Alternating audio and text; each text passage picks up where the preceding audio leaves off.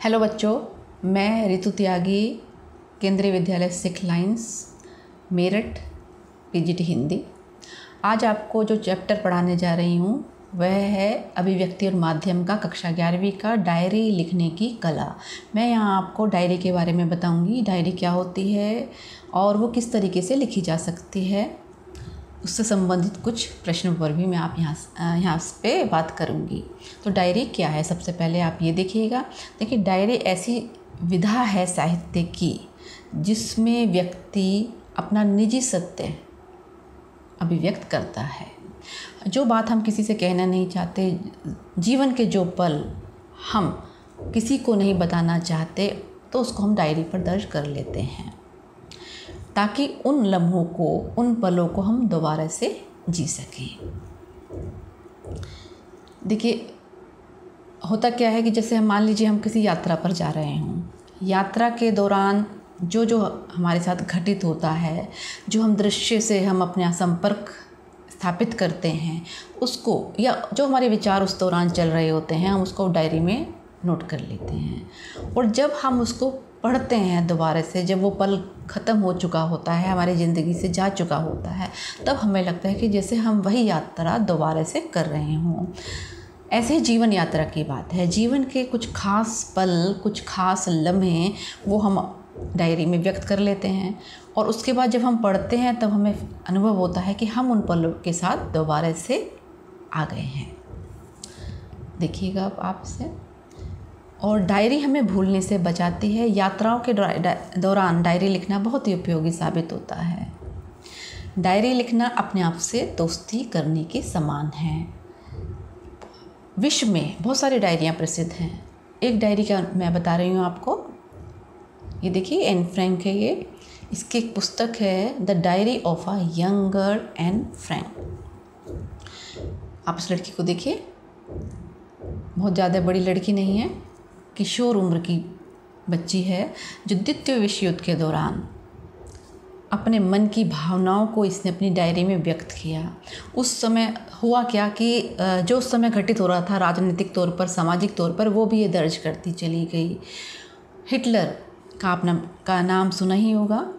तो यहूदियों पर नाज़ियों के जो अत्याचार हुए उसको भी ये कलमबद्ध करती चली गई। क्योंकि ये यहूदी लड़की थी, इसको भी देश से बाहर निकलने का फरमान मिला था और फिर ये लोग अज्ञातवास में चले गए। अज्ञातवास के दौरान जो इसके साथ घटित हुआ, फिर जो यातना गृहों में जो इनके साथ घटित हुआ, वो सब इस बच्ची ने अपनी डायरी में दर्ज कर लिया। जब युद्ध समाप्त हो गया और वो कुछ दस्तावेज खंगाले गए तो इस लड़की की डायरी भी हाथ में आई। और आज ये द्वितीय विश्व युद्ध का एक ऐतिहासिक दस्तावेज है, इस लड़की की diary, the diary of a young girl. कक्षा 12वीं में आप देखेंगे इससे संबंधित एक पाठ भी है डायरी के पन्ने के रूप में। अब डायरी कैसे लिखी जाए, क्या ध्यान रखा जाना चाहिए डायरी लिखते हुए। देखिए, डायरी या तो किसी नोटबुक में या पुराने साल की डायरी में लिखी जानी चाहिए। ऐसा ना हो कि हर साल के लिए आप एक नई डायरी ले लें। डायरी के लिए ज़रूर आप एक ही डायरी को कितने भी साल में प्रयोग कर सकते हैं, क्योंकि ज़रूरी नहीं है कि आप हर दिन की डायरी लिखें। आप खास पलों की, किसी खास घटना की डायरी लिखते हैं। यह सुझाव इसलिए भी दिया जा रहा है कि आप कहीं मौजूदा साल की डायरी में ही दिन छोड़ करके कि उसी दिनांक पर लिखें, वही सब करें। इसलिए नोटबुक या पुराने साल की डायरी अधिक उपयोगी साबित हो सकती है। उसमें अपनी सुविधा के अनुसार आप तिथि डाल सकते हैं और स्थान का उपयोग कर सकते हैं। दूसरे नंबर पर देखिए, लेखन करते हुए आप स्वयं तय करें आप क्या सोचते हैं और ख़ुद को क्या कहना चाहते हैं। ठीक है ना, कौन सी घटना, कौन सी मुलाकात, कौन सा व्यक्ति जिसने आपको प्रभावित किया और किसको आप शब्दबद्ध करना चाहेंगे। डायरी निजी है और यह मानकर ही उसे लिखा जाना चाहिए कि आप ही उसके पाठक हैं। अगर किसी और को पढ़वाने की बात सोचकर डायरी लिखते हैं तो आपकी लेखन शैली, आपकी विषय वस्तु का चयन और बातों का जो बेबाकी होती है बातों की, वो समाप्त हो जाएगी। इसलिए इसमें एकदम खुले होकर के आप लिखें जो आपकी शैली है, जैसे आप विषय वस्तु का चयन करना चाहते हैं। नंबर 4, यह कतई ज़रूरी नहीं है कि डायरी परिष्कृत और मानक भाषा शैली में लिखी जाए। परिष्कृत और मानकता का दबाव कथ्य के स्तर पर कई प्रकार आपको समझौते कर सकते हैं, फिर इसलिए यहाँ कोई समझौता नहीं। यहाँ वही कहना है जो आपका मन कह रहा है, वही दर्ज करना है जो आपके मन की आत्मा या मन कहना चाह रहा है। तो भाषा शुद्धता की बात भी नहीं है, इसकी चिंता ना करें।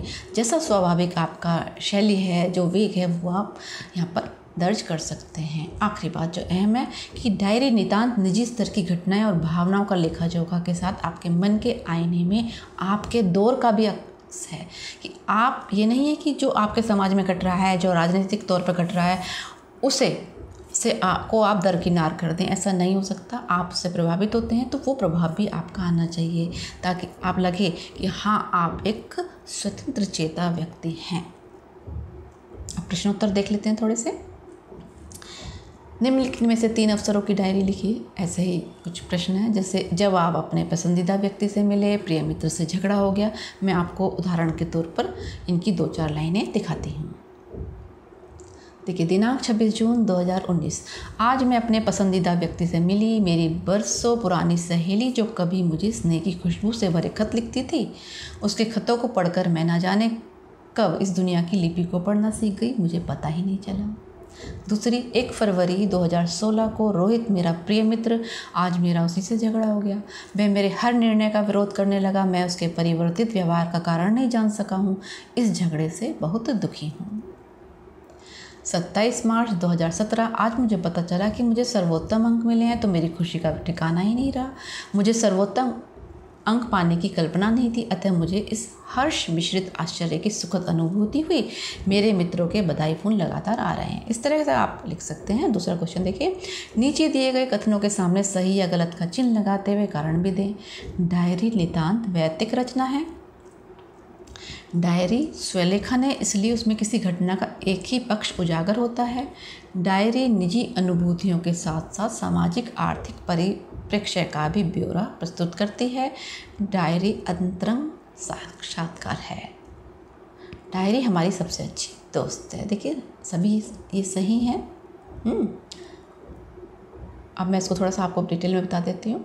देख लीजिए, डायरी नितांत व्यक्तिगत रचना है। बिल्कुल है, व्यक्तिगत रचना है, क्योंकि आप यहाँ पर खुद हैं, आप ही नायक हैं यहाँ पर, आप ही खलनायक हैं यहाँ पर, आपके मन की भावनाएं हैं। डायरी स्वलेखन है, इसलिए इसमें किसी घटना का एक ही पक्ष उजागर होता है। स्वलेखन है, लेकिन ज़रूरी नहीं है। हाँ, एक पक्ष हो सकता है कि आप अपने, क्योंकि आप अपना ही पक्ष रख रहे हैं यहाँ पर, आप किसी और का पक्ष नहीं रख रहे हैं। आप उस घटना से कितने प्रभावित हुए, वो आपका मन का कोना है एक तरीके से। डायरी निजी अनुभूतियों के साथ साथ सामाजिक आर्थिक परिप्रेक्ष्य का भी ब्यौरा प्रस्तुत करता है। बिल्कुल, क्योंकि हम सामाजिक लोग हैं, हमारा एक देश है, हमारा एक समाज है, उससे प्रभावित हुए बिना हम नहीं रह सकते। डायरी अंतरंग साक्षात्कार है। बिल्कुल, अपने मन से, आत्मा से। हमारी सबसे अच्छी दोस्त है। बिल्कुल, मैंने आपको बताया था ना, एन फ्रैंक ने अपनी डायरी अपनी गुड़िया को लिखी। गुड़िया उसकी सबसे अच्छी दोस्त है। एक निर्जीव गुड़िया को संबोधित करती है। क्यों करती है? क्योंकि वो चाहती है, किसी और को नहीं बताना चाहती, वो सिर्फ अपने तक सीमित रखना चाहती है, और उसको पता है उसकी गुड़िया उसकी बात किसी को भी नहीं बताएगी।